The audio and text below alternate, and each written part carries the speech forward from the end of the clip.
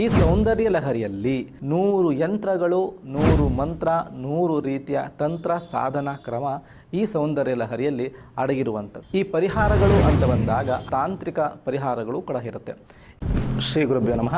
ಪರಮ ಪೂಜ್ಯ ಶಿವಂ ಗುರೂಜಿಯವರ ದಿವ್ಯ ಪಾದಾರವಿಂದಗಳಿಗೆ ಪ್ರಣಾಮಗಳನ್ನು ಸಲ್ಲಿಸುತ್ತಾ, ಇಂದು ನಾವು ನಾಡಿ ಜ್ಯೋತಿಷ್ಯ ವಿದ್ಯಾರ್ಥಿಗಳು ಈ ಸೌಂದರ್ಯ ಲಹರಿಯ ಯಂತ್ರ, ಮಂತ್ರ ಹಾಗೂ ತಂತ್ರ ಸಾಧನವನ್ನು ಏಕೆ ಅಭ್ಯಾಸ ಮಾಡಬೇಕು, ಏಕೆ ಅದನ್ನು ಕಲಿಯಬೇಕು ಎನ್ನುವುದನ್ನು ತಿಳಿತಾ ಹೋಗೋಣ.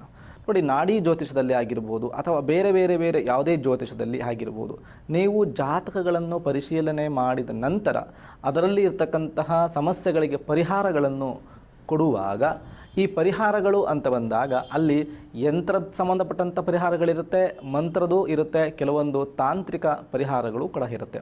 ಈ ಸೌಂದರ್ಯ ಲಹರಿಯಲ್ಲಿ ನೀವು ಕಂಡುಕೊಂಡಂತಹ ಎಲ್ಲ ರೀತಿಯ ಸಮಸ್ಯೆಗಳಿಗೂ ಪರಿಹಾರಾರ್ಥಕವಾಗಿ ಒಟ್ಟು 100 ಯಂತ್ರಗಳು, 100 ಮಂತ್ರ, 100 ರೀತಿಯ ತಂತ್ರ ಸಾಧನ ಕ್ರಮ ಈ ಸೌಂದರ್ಯ ಲಹರಿಯಲ್ಲಿ ಅಡಗಿರುವಂಥದ್ದು. ಹಾಗಾಗಿ ಜ್ಯೋತಿಷ್ಯವನ್ನು ಅಭ್ಯಾಸ ಮಾಡುತ್ತಿರುವಂತಹ ಎಲ್ಲರಿಗೂ ಸಹ ಈ ಸೌಂದರ್ಯ ಲಹರಿಯು ತುಂಬಾ ಅತಿ ಪ್ರಮುಖವಾಗಿರ್ತಕ್ಕಂತಹ ಒಂದು ಕಲಿಕೆಯಾಗಿರುತ್ತೆ.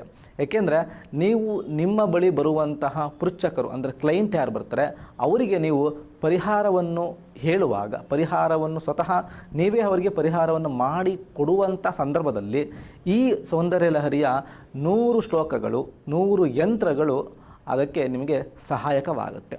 ಹಾಗಾಗಿ ಎಲ್ಲ ಜ್ಯೋತಿಷ ವಿದ್ಯಾರ್ಥಿಗಳೂ ಸಹ ಕಡ್ಡಾಯವಾಗಿ ಸೌಂದರ್ಯ ಲಹರಿಯ ಯಂತ್ರಗಳನ್ನು ಮತ್ತು ಶ್ಲೋಕಗಳನ್ನು ಅಭ್ಯಾಸ ಮಾಡ್ತಕ್ಕಂಥದ್ದು ತುಂಬಾ ಅತಿ ಮುಖ್ಯ ಆಗಿರುತ್ತೆ. ಏಕೆಂದರೆ ಪರಿಹಾರ ಅಂತ ಬಂದಾಗ ನೀವು ಏನೇ ಜ್ಯೋತಿಷದಲ್ಲಿ ಆ ಜ್ಯೋತಿಷಕ್ಕೆ ಸಂಬಂಧಪಟ್ಟಂಥ ಗ್ರಹಗತಿಗಳ ವಿಚಾರವನ್ನು ಅವರಿಗೆ ಹೇಳಿ ಅರ್ಥ ಮಾಡಿಸಿ ಆ ಸಮಸ್ಯೆಗಳನ್ನು ಕಂಡು ಹಿಡಿದು ಹೇಳಿದರೂ ಕೂಡ ಆ ಸಮಸ್ಯೆಗಳಿಗೆ ಪರಿಹಾರವನ್ನು ನೀವು ಕೊಡದ ಹೊರತು ನೀವು ವಿಶ್ಲೇಷಣೆ ಮಾಡಿರ್ತಕ್ಕಂತಹ ಸಮಸ್ಯೆಗಳಿಗೂ ಅದು ಉಪಯೋಗಕ್ಕೆ ಬರೋದಿಲ್ಲ.